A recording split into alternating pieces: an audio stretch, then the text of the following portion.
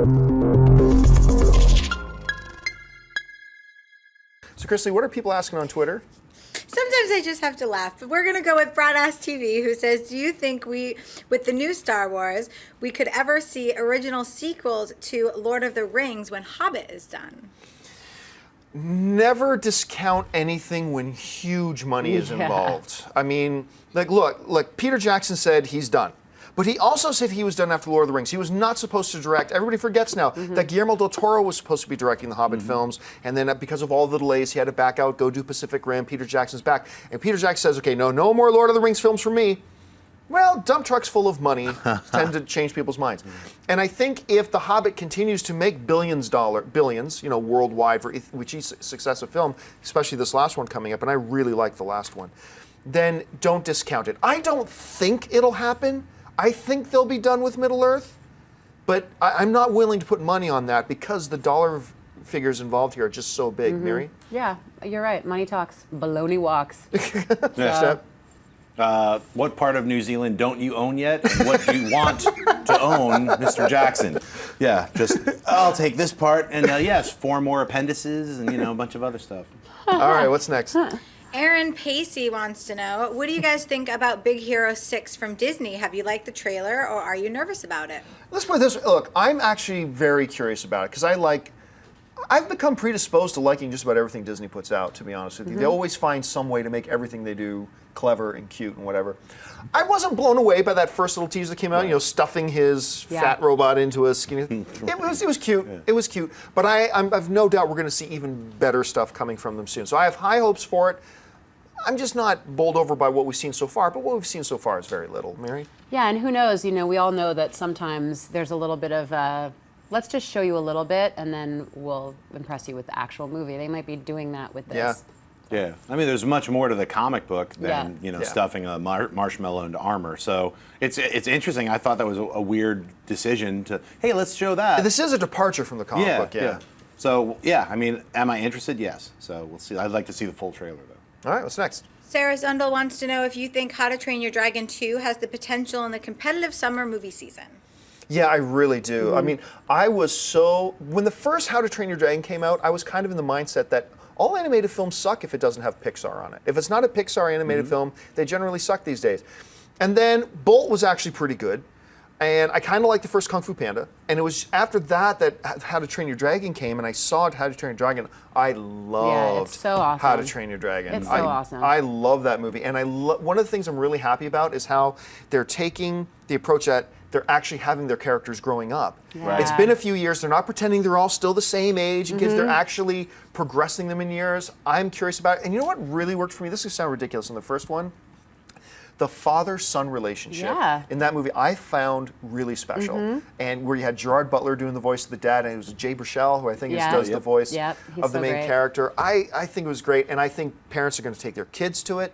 I think the kids who saw the first one are going to want to go back, and then 5-year-old adults like me, I'm going to be going back to it. So I'm really excited about it. Mary? Yeah, I love the fact also as a dog lover that they treated Toothless like a dog. He has all the characteristics of an animal, of like a pet. And I love the fact that they create this world around dragons that's so refreshing and new, because dragons have been in lore and books and movies forever. So I'm excited that this franchise is doing well, and I think the sequel is going to do great. I'm going to go see it for sure.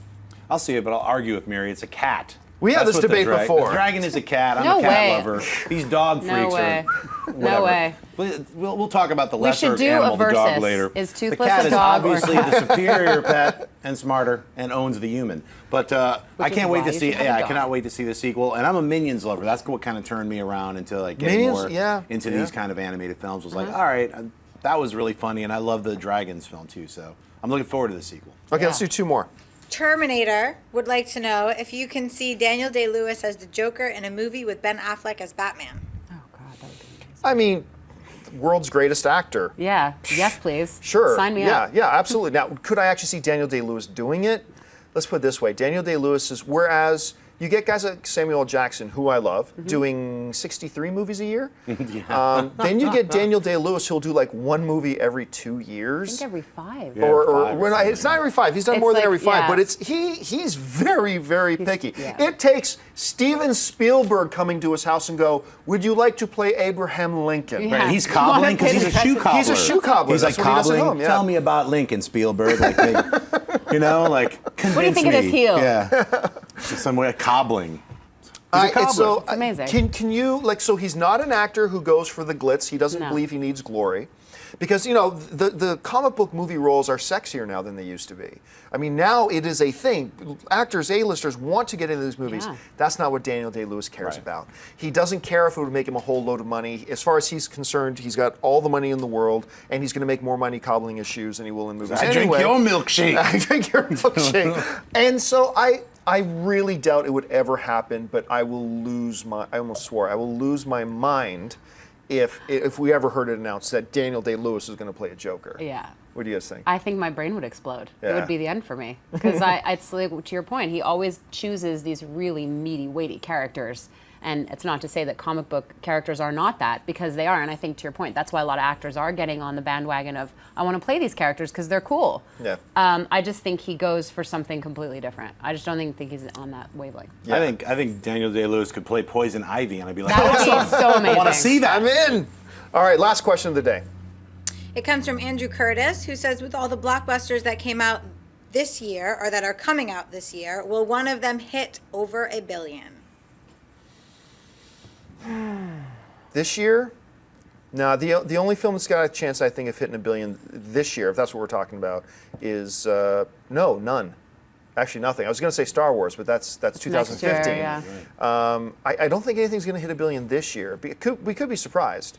I can't think of any off the top of my head that haven't come out yet. Oh, I know. The Sin City sequel.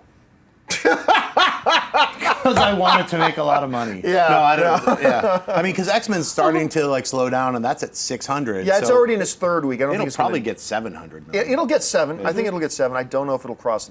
I don't think it'll get to 9. I think crossing $1 billion is actually kind of rare. It's we hear about it, and it's talked about in the news a lot when it happens, but it doesn't happen that often. I think 14 times in history. Yeah, it's not a common occurrence. Right. So. But next year, 2015, over the next 2 years, between Avengers 2, Batman v Superman, Star Wars, of course, we've got a number of films that could easily cross that mark. Hey everyone, if you liked this video, click that thumbs up button and make sure to subscribe to our AMC Movie News YouTube channel. It's free and helps you stay up to date with all the latest movie news, as well as our daily AMC movie talk show. Also, make sure that you follow us on Facebook and Twitter to stay up to date with all of our special promotions, contests, and prize giveaways.